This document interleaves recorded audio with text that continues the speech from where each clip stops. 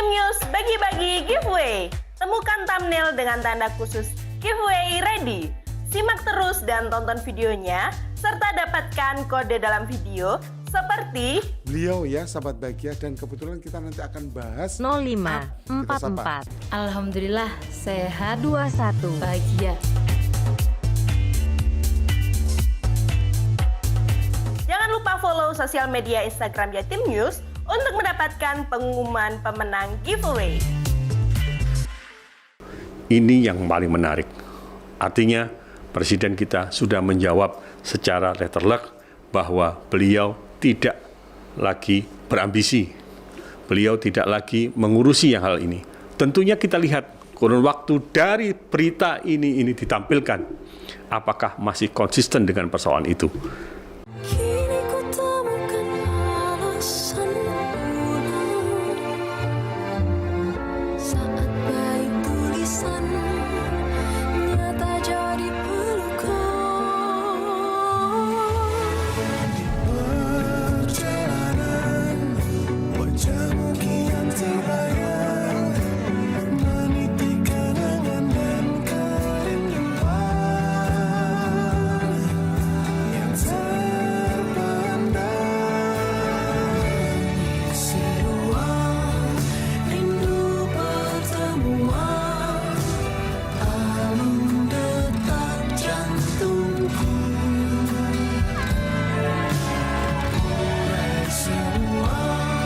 Ternyata alasan kita lama gak ketemu, biar ngerasain senangnya kembali silaturahmi. Kembali silaturahmi dengan Freedom Internet.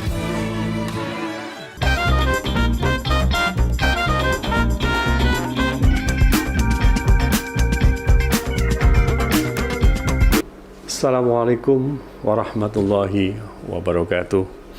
Saudara-saudaraku sekalian, kita bertemu kembali di Opini.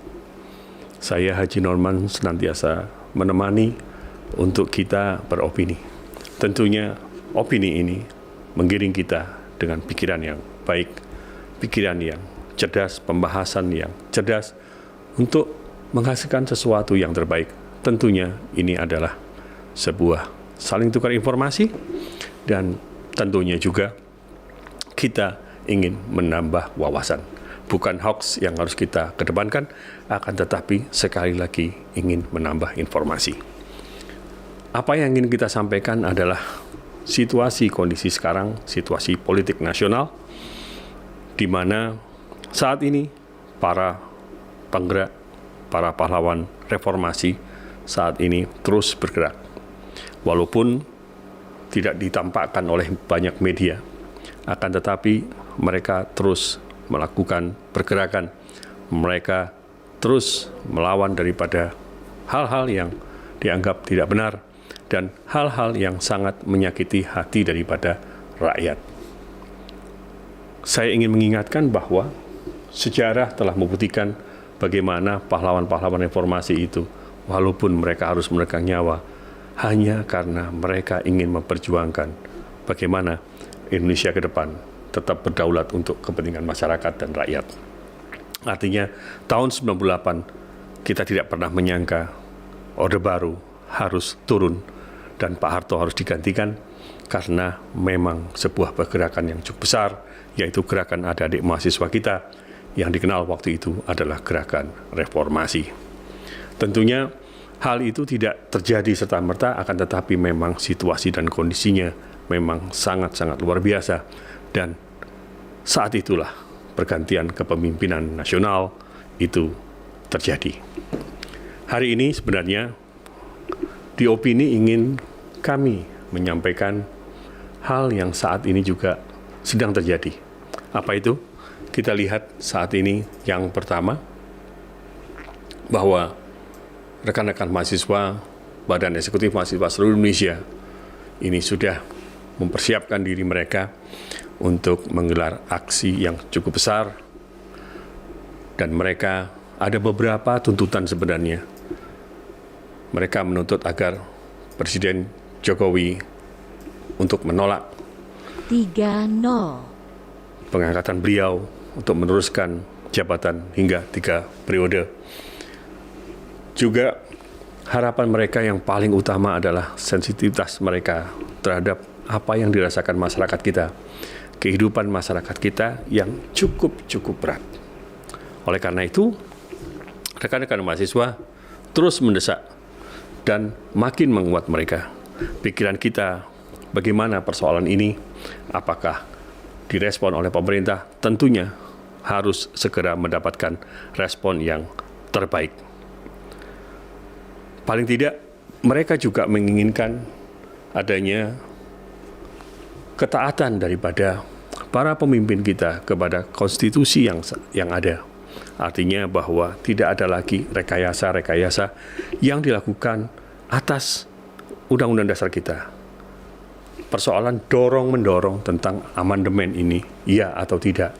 Akan tetapi, dari sini bisa kita simpulkan bahwa pengkhianatan menurut mahasiswa kita, pengkhianatan terhadap konstitusi atas pengangkatan atau memperpanjang daripada masa jabatan presiden kita sampai dengan 3 periode, itu adalah sebuah pengkhianatan kepada konstitusi negara. Ini yang sudah terjadi.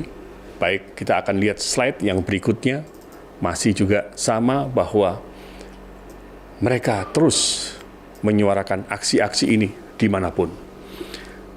Saya berpikir, kita berpikir, kami juga berpikir bahwa ini tidak menjadi korban, dan tentunya harus sekali lagi harus dilakukan sebuah respons positif oleh negara agar persoalan-persoalan ini bisa dilakukan dengan baik.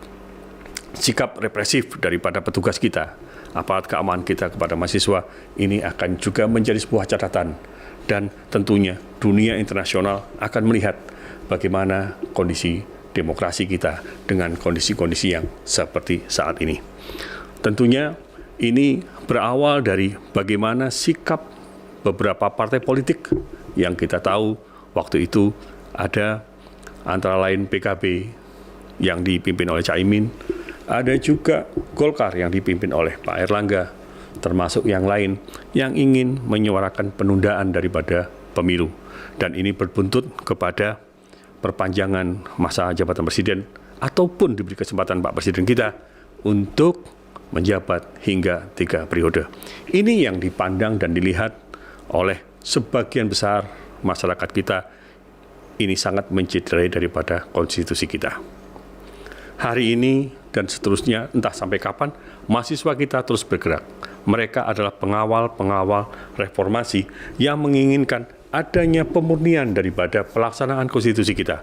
Mereka mengharapkan bahwa negara ini harus berjalan sesuai dengan norma dan konstitusi yang ada.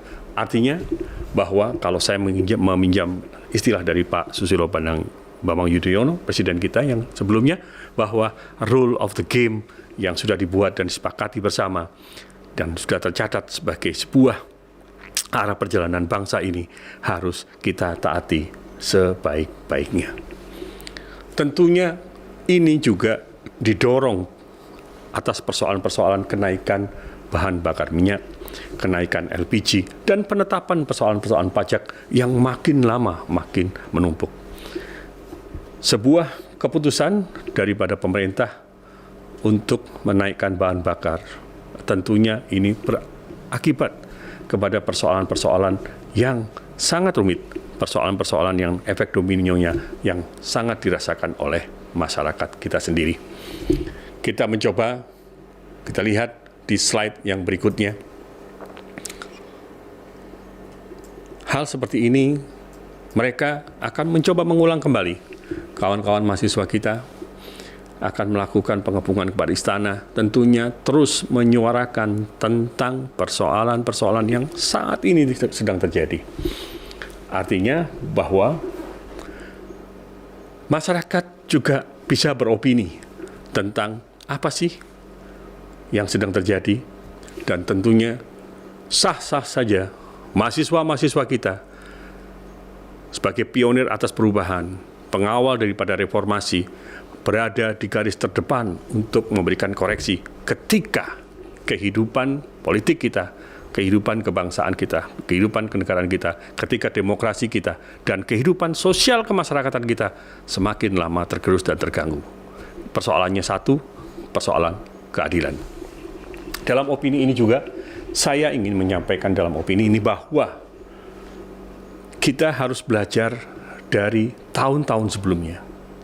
Bukan persoalan gerakan mahasiswa yang sekarang sudah maju ke depan, sudah melakukan sebuah demonstrasi, akan tetapi ini menjadi pengingat, warning bagi kepemimpinan nasional kita untuk terus mengkaji dan terus mereview kembali kebijakan-kebijakan apakah yang tentunya sangat-sangat melukai hati daripada masyarakat, atau kebijakan-kebijakan yang sama sekali tidak populer atau tidak populis, yang tentunya malah menjadi kontradiktif, malah menjadikan sebuah bumerang daripada persoalan ini, sehingga ini masuk kepada persoalan-persoalan yang dianggap serius. Artinya bahwa mahasiswa kita juga ingin menguji ketaatan kita kepada konstitusi kita, bukan memudahkan kita untuk merekayasa sebuah konstitusi. Memang sah sebuah undang-undang dasar di amandemen sah, tetapi paling tidak sekarang ini untuk kepentingan siapa dan siapakah yang akan memanfaatkan persoalan ini. Di opini ini biarkanlah berjalan dalam arti bahwa batasan periode yang sudah ditetapkan tentunya ini sudah menjadi komitmen kita bersama, dan kita mendorong kembali untuk lahirnya pemimpin-pemimpin yang baru. Dan tentunya harapan lain yang ingin kita sampaikan bahwa jangan ada lagi tangan-tangan invisible hand yang ingin mencampur adukan ini, yang ingin terlibat dan ingin memanfaatkan situasi ini menjadi sebuah situasi yang kurang baik bagi bangsa dan negara kita. Yang jelas, inilah mahasiswa.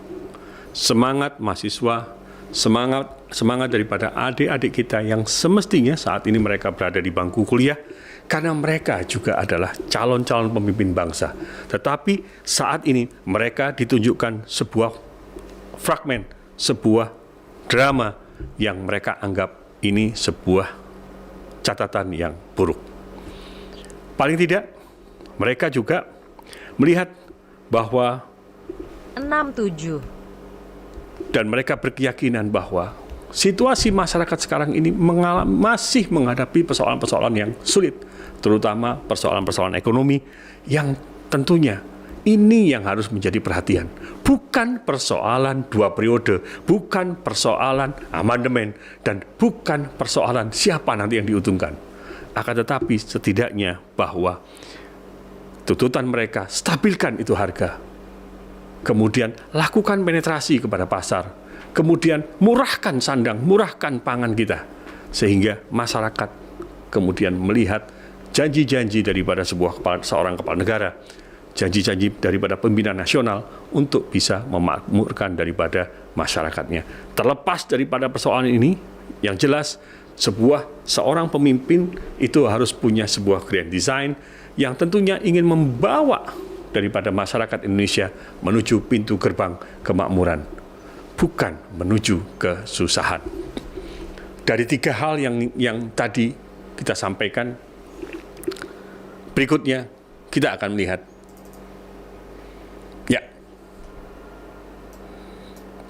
sampai kepada posisi seperti ini. Artinya bahwa mahasiswa kita, pahlawan reformasi kita, pahlawan perubahan kita, pahlawan bagi rakyat kita, ini menghendaki ada pernyataan resmi dari seorang kepala negara bahwa beliau harus menolak jabatan 3 periode, karena itu amanah daripada konstitusi kita. Dan ini harus keluar dari pernyataan seorang presiden, pernyataan seorang Jokowi, sehingga ini bisa diignoring bersama. Saudara-saudaraku di opini, mahasiswa juga melihat ada disparitas di sini. Ada kesenjangan yang semakin melebar. Bagaimana tidak, barusan kita selesai menghadapi persoalan kelangkaan minyak, kemudian naiknya harga minyak goreng, dan ini pun menjadi persoalan-persoalan yang tersendiri. Berikutnya nanti di opini kita akan membahas bagaimana persoalan ekonomi dunia dan dampaknya. Dan hari ini juga kita harus kembali mengingatkan bahwa tahun 98 kepemimpinan nasional itu runtuh karena persoalan ekonomi, karena campur tangan daripada pihak luar yang ingin memanfaatkan situasi ini sehingga beban daripada persoalan bangsa ini semakin berat. Ini yang ingin ditolak oleh dan ingin sekali disuarakan dan harus dijawab dengan tegas oleh kepemimpinan nasional kita bahwa tidak boleh terulang kembali. Artinya bahwa penundaan pemilu itu bukan hal yang penting. Kemudian jabatan 3 periode bukan hal yang penting, tetapi yang paling penting saat ini sekarang, biarlah itu berproses. Tahun 2024 ada batasannya. Dan yang paling penting adalah saat ini, bagaimana persoalan ekonomi pasca COVID kita itu bisa tumbuh dengan berkembang dengan baik. Tentunya masyarakat kita sudah mencatat dan melihat bagaimana janji-janji daripada para pemimpin kita ketika mereka berkampanye. Dan catatan-catatan itu makin mudah ditemukan. Dan ingat, ketika persoalan-persoalan sekarang ini muncul, tidak perlu lagi pengekangan-pengekangan, karena mereka sudah bebas berekspresi. Dan siapapun melalui handphonenya, melalui smartphone-nya, melalui gadgetnya, melalui daripada apa yang ada di jaringan ini, mereka bebas menyampaikan. Dan itu pun dilakukan hanya hitungan waktu detik saja. Kemudian, ini yang kita tunggu-tunggu, slide yang berikutnya adalah sebuah keberanian langkah daripada Bapak Jokowi Presiden kita di dalam rapat kabinet sudah menyatakan untuk para menterinya dilarang bicara tentang penundaan pemilu, dilarang bicara tentang persoalan 3 periode. Ini yang paling menarik. Artinya Presiden kita sudah menjawab secara letterlock bahwa beliau tidak lagi berambisi, beliau tidak lagi mengurusi yang hal ini. Tentunya kita lihat kurun waktu dari berita ini ditampilkan, apakah masih konsisten dengan persoalan itu. Opini juga bebas untuk menyampaikan bahwa siapa sih yang awal menyampaikan persoalan ini. Kita lihat persoalan IKN kita masih juga belum beres. Persoalan-persoalan lain bangsa kita juga belum beres. Persoalan-persoalan yang masih bersinggungan dengan keagamaan masih carut-marut dan mudah sekali terpentik sehingga terbakar dan menjadi sebuah persoalan dari horizontal, vertikal ke horizontal, dan semuanya itu campur aduk. Sekarang persoalan yang linear tidak jadilah sebuah hal yang cukup melelahkan. Yang paling penting di sini adalah bagaimana ke depan tidak lagi ada muncul hal-hal seperti ini, dan yang paling utama adalah skala prioritas ini adalah memperbaiki hajat hidup orang banyak. Bukankah janji-janji pemimpin-pemimpin kita ketika membawa daripada bangsa ini adalah melaksanakan amanah daripada konstitusi itu sendiri? Dan saya yakin konstitusi tidak untuk dipermainkan. Konstitusi bukan dipertaruhkan untuk golongan tertentu. Konstitusi itu juga tidak untuk dipertaruhkan oleh kepentingan sesaat. Tapi ingat bahwa ke depan anak cucu kita, bangsa kita harus lebih baik daripada hari ini. Setelah Bapak Presiden melarang Menteri dan Kabinetnya bicara tentang penundaan pemilu dan jabatan priorisasi daripada kepemimpinan beliau, maka harapannya adalah berhenti dan sudah tidak ada lagi yang menyuarakan. Artinya apa? Tidak boleh lagi bermain-main.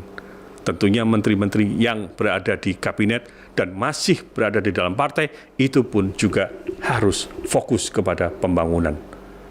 Kemudian yang berikutnya 1-2. Sebuah ilustrasi dari Karl Hertz bahwa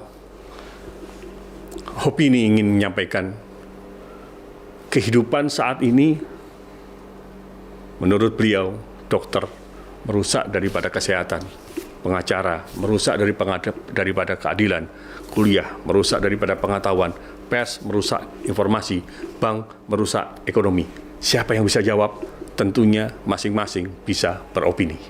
Ini adalah catatan dan tentunya kita pikirkan baik-baik apakah hal ini terjadi pada bangsa kita. Dalam opini ini yang terakhir, sebagai kesimpulan bahwa ada aksi karena sebuah reaksi. Artinya mahasiswa kita ingin terus mengawal konstitusi dengan baik dan benar. Dan mahasiswa kita juga menghendaki adanya perhatian kepada persoalan-persoalan ekonomi yang jauh lebih penting daripada pertukaran ataupun permasalahan daripada periode jabatan seorang presiden dan persoalan amandemen. Di penghujung acara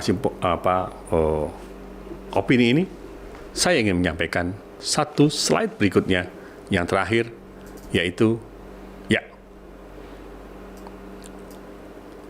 bangsa ini harus bisa membangun daripada mimpinya sendiri. Mahasiswa pun ingin membangun mimpinya sendiri. Tetapi mahasiswa, ulama, semua unsur daripada stakeholder daripada bangsa ini harus satu, yaitu membangun mimpi kita, yaitu masyarakat adil dan makmur sesuai dengan amanah konstitusi kita. Kalau itu tidak terjadi, maka jawabannya adalah pihak luar, orang lain, yang akan memperkerjakan kita semuanya untuk membangun mimpi mereka. Lebih jauh ingin saya sampaikan bahwa jangan sampai sumber daya kita habis, tapi kita tidak mampu apa-apa. Terima kasih. Di dalam opini hari ini ada beberapa hal yang sudah kami opinikan. Yang pertama tentang sikap, ketegasan, aksi daripada mahasiswa kita, para pengawal reformasi. Kemudian saya sebelumnya juga menyampaikan ada runtutan sejarah bagaimana bangsa ini dan bagaimana Orde Baru itu kandas karena sebuah reaksi yang dilakukan oleh mahasiswa kita. Dan saya tadi di awal juga menyampaikan bahwa kawan-kawan para pendekar kita zaman reformasi saat ini ada yang di dalam dan mereka berada di eksekutif dan legislatif. Namun mereka tidak akan bisa sama pikirannya dengan seperti yang dahulu. Entah karena apa, kita tidak paham. Yang jelas, cita-cita tetap cita-cita, perjuangan tetap perjuangan, dan perjuangan itu yang diteruskan oleh adik-adik mahasiswa kita. Terima kasih. Wassalamualaikum warahmatullahi wabarakatuh.